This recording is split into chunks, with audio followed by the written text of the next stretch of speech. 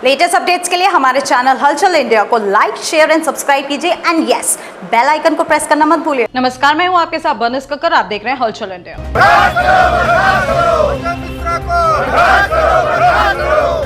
भारत माता की जय, भारत माता की जय, देश के अमर शहीदों की जय, देश के अमर शहीदों की जिंदाबाद, प्रियंका गांधी जिंदाबाद, राहुल गांधी जिंदाबाद, अजय कुमार लल्लू जिंदाबाद।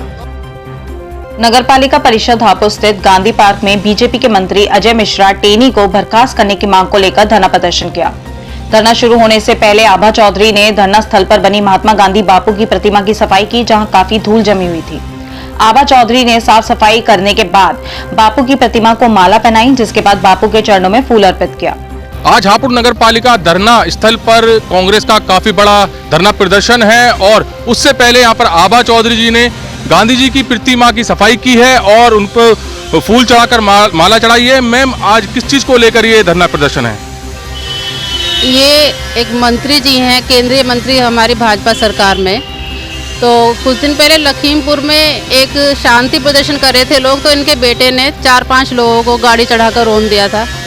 तो बहुत दिनों से कांग्रेस पार्टी इस चीज़ को कह रही है कि वो दोषी है, उसे पकड़ा जाए, उसके विरुद्ध कार्रवाई की जाए और जो उसके पिता हैं, केंद्रीय मंत्री हैं, उन्हें नैतिक जिम्मेदारी लेते हुए इस केस की उन्हें इस्तीफा देना चाहिए। लेकिन भाजपा सरकार हमारी बातें नहीं सुन रही है। उन्हें लगता है गाजर मूली की तरह कभी भी लोगों को आप रोन सकते हो। तो उसी के विरोध में हम लोग आज यहाँ आए हैं, क्योंकि अब तो एसआईटी ने भी अपनी जांच की रिपोर्ट पेश कर दी है। अभी तक तो वो लोग कह रहे थे कि सब कुछ झूठ है, लेकिन एक सरकारी संस्था आपकी सरकार की ही अगर कह रही है कि ये जांच में ये चीज़ पाई गई है, उसके बाद तो कोई संशय ही नहीं बच जाता। मैम, तीनों कृषि कानून जो है सरकार ने वापस ले लिए हैं, इस पे क्या कहेंगे? किस वजह से लिए गए होंगे? एक्चुअली हुआ ये है कि एग्जिट पोल में जब इन्होंने देखा है कि हमारी सीट नहीं आ रही है और इनके लोगों को लोग अपने क्षेत्र में घुसने नहीं दे रहे हैं, तो उससे मजबूर होकर इन लोगों ने ये फैसला लिया है। क्या लग रहा है कि अगर ये तीनों कृषि कानून वापस नहीं लेते तो इसे सीधे 2022 के चुनाव पर प्रभाव पड़ता? बिल्कुल उखाड़ फेंकती जनता इन्हें, बिल्कुल, और अब भी उखाड़ेगी। अभी केवल इन्होंने चुनाव को लेते हुए इन्होंने एक सेफर साइड में ये लोग खेले हैं कि अभी फिलहाल चुनाव का माहौल है, इसे वापस ले लो। लेकिन जो इनकी असली मंशा है वो ये है कि चुनाव होने के बाद तुरंत फिर ये इस बिल को लेकर आएंगे, फिर इसे पास कराएंगे। तो मैम, जैसे लग रहा है अब की बार हर चुनाव में एक मुद्दा उठता है, कभी मंदिर का होता है तो कभी हिंदू मुस्लिम का होता है। अब की बार मुद्दा उठ रहा है किसानों का, तो हर पार्टी अब की बार किसानों के मुद्दे को लेकर अपनी वोटों की राजनीति करना चाह रही है, लग रहा है ऐसा? नहीं, देखिए, वोटों की राजनीति केवल बीजेपी करती है। धर्म को लेकर, कभी किसी मुद्दे को लेकर, कभी मंदिर का मुद्दा लेकर, कभी गाय के मुद्दे को लेकर, हमें नहीं लगता कि हमारी कांग्रेस पार्टी को इस चीज़ की ज़रूरत है। देखिए, धर्म जो है वो लोगों का बहुत ही पर्सनल मैटर है। अपने धर्म को आप भी संभाल सकते हैं, मैं भी संभाल सकती हूँ। हमें बात करनी चाहिए विकास की, रोजगार की, हमें कितनी सुविधाएं मिली, कितना विकास हुआ, उन चीज़ों की कोई बात करता नहीं है। ये पता नहीं क्या क्या गाते रहते हैं। गाय, योगी जी तो लगातार कह रहे हैं कि बेरोजगारी खत्म कर रहा हूँ मैं, लाखों करोड़ों जो है बेरोजगारों को नौकरी मिल चुकी है। ये लोग बहुत ज़्यादा झूठ बोलते हैं और जो इनके झूठ का विरोध करता है इसे ये पकड़ लेते हैं। जहाँ भी आप देखेंगे कांग्रेस का इतना बड़ा जन समर्थन मिल रहा है लोगों को, इतनी बड़ी बड़ी रैलियाँ हो रही हैं। ये लोग क्या करते हैं, जिस दिन कांग्रेस का प्रोग्राम होता है नेक्स्ट डे ये सारे के सारे अपने अखबारों में विज्ञापन छाप देते हैं। ये जो असली लोग आना चाह रहे हैं, अपनी बातें कहना चाह रहे हैं कि हम कांग्रेस को दोबारा चाहते हैं, ये उन्हें दिखाना ही नहीं चाहते हैं। तो अभी 2022 में कांग्रेस को लेकर क्या लग रहा है? बहुत अच्छा माहौल है और जैसे कि एक आर्थिक व्यवस्था हमारी बिल्कुल डैमेज हुई पड़ी है, तो उस चीज़ को लेकर प्रियंका दीदी ने बहुत अच्छी योजनाएं बनाई हैं प्रदेश के लिए। ऐसा घोषणा पत्र लिया है कि अडानी अंबानी को फ़ायदा नहीं मिलेगा, उससे आम जनता को ज़रूर फ़ायदा मिलेगा। ये भाजपा की सरकार है, ये अमीर लोगों के लिए स्कीम बनाती है, ये गरीब लोगों के लिए कुछ नहीं करते हैं। तो उसी चीज़ को ध्यान में रखते हुए प्रियंका जी अपना घोषणा पत्र लेके आई हैं, जिससे लोगों को बहुत सहायता मिलेगी और उनकी आर्थिक स्थिति अच्छी होगी। मैम, 10 लाख का स्वास्थ्य भी दे रही हैं और बेरोजगारों को नौकरी के लिए भी कह रही हैं, बिजली के बिल माफ़ करने के लिए भी प्रियंका जी बोल रही हैं। लगातार इतने सारे जो है घोषणा पत्र में लेकर आ रहे हैं। तो जैसे सब चीज़ ये मान लीजिए आपकी सरकार आने के बाद आम लोगों को मिल भी जाएगी तो इसका जो असर है वो किसकी जेब पर पड़ेगा? देखिए, ऐसा नहीं होता है। हमारे पास इतना बड़ा नीति आयोग है, इतना बड़ा लोकतंत्र है। हम सरकार चाहे तो सब चीज़ें कर सकती है, लेकिन अपना जो चौपर का खर्चा है वो बचाना पड़ेगा, हवाई जहाज का खर्चा है वो ख़त्म करना पड़ेगा, नया संसद भवन है वो बंद करना पड़ेगा।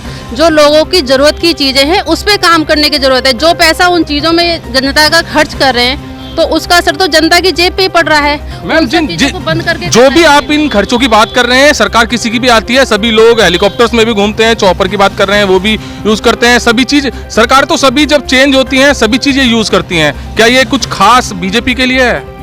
ये खास बीजेपी के लिए इसलिए है, महामारी पहली बार ऐसी आई है 100 साल में, तो इस बार ऐसा लग रहा है सरकारें सभी वही काम करती हैं, लेकिन इतनी बड़ी महामारी में आप लोग बेसिक सुविधाओं पर खर्च करने के बजाय अगर इस तरह की लग्जरीज पे खर्च कर रहे हैं तो ये बड़े शर्म की बात है। जब जनता को खाने की ज़रूरत है, दवाइयों की ज़रूरत है, ऑक्सीजन की ज़रूरत है, उस वक्त ये लोग अपने लिए प्लेन खरीद रहे हैं, अपने दोस्तों के लिए गोदाम बना रहे हैं। कोरोना में जहाँ पे सरकारी कार्यालय बंद थे उस वक्त ये लोग अपने दोस्तों के गोदाम बनवा रहे थे, तो इस चीज़ को हम क्या समझें? अभी थर्ड वेव की भी आशंका लग रही है, थर्ड वेव की क्या तैयारियां हैं, कुछ इसका अंदेशा है आपको? क्या थर्ड वेव आएगी तो कितना प्रकोप कर पाएगी? देखिए, थर्ड वेव की कोई बात ना करें। काशी में भोलेनाथ बाबा का अभिषेक किया जा रहा है, केवल इन चीज़ों पे लोग काम करेंगे, इससे अलावा कुछ नहीं कर सकते। गाय, गंगा, मंदिर, इनके नाम पे ये राजनीति करते हैं, उसके नाम पे मोटा अनुदान खाते हैं, और जो गाय है वो लोगों को टक्कर मार के यहाँ पे जिंदा मार देती है, अपनी गायों को भी सड़कों पे छोड़ रहे हैं। तो इनसे बुरे तो कोई मुझे नहीं लगता कि शासक आए हैं इससे पहले। अच्छा, ये बताइए, जैसे कि कोरोना की 2 वेव आ चुकी हैं, अगर कांग्रेस होती तब क्या करती, ऐसा क्या करती कि कोरोना से लोग इतनी मौत ना होती या कोरोना से लोग बच पाते?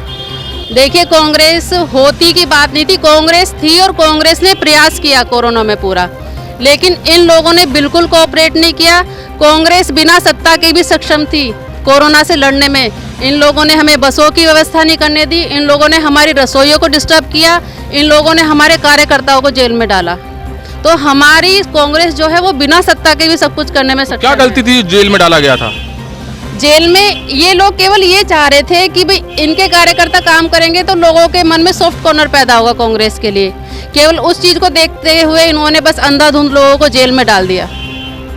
तो अभी जो आज ये धरना प्रदर्शन है, लग रहा है कि जो आप ज्ञापन देंगे या जो आपने मांग के इस पर कुछ एक्शन होगा? बिल्कुल करना पड़ेगा। जब जनता एकजुट होती है तो बड़े से बड़ी सरकार को भी झुकना पड़ता है। कृषि कानूनों पे ये झुके ना, वहाँ से किसान हटे नहीं, इन्हें झुकना पड़ा और यही हाल यहाँ पे होगा। इनके मंत्री को इस्तीफा देना पड़ेगा, जो मरे हैं उन्हें मुआवजा देना पड़ेगा, माफ़ी मांगनी पड़ेगी देश से। तो मैम, जैसे तीनों कृषि कानून जो वापस लिए हैं मौजूदा सरकार ने, तो इससे अब इनकी छवि पर क्या असर पड़ने वाला है? क्या लोगों की सोच होगी इस वक्त? कोई नहीं, लोगों को पता है कि ये घड़ियाली लोग हैं, ये चुनाव का समय है, इसलिए ये लोग कह रहे हैं कि हम बदल गए हैं, हमें वोट दीजिए। चुनाव खत्म होते ही ये फिर से अपना रूप दिखाएंगे। अच्छा, एक रूमर भी हो रहा है लगातार कि अभी चुनाव की वजह से ये तीनों कृषि कानून वापस लिए गए हैं, उसके बाद से फिर लागू कर दिए जाएंगे। ये बिल्कुल सच है, यही सच है जिसका लोगों को अंदेशा हो रहा है, और ऐसा ही ये करेंगे। इस बार ये आएंगे, लोगों से सांस लेने का अधिकार भी छीन लेंगे। तो किस पे यकीन करे जनता?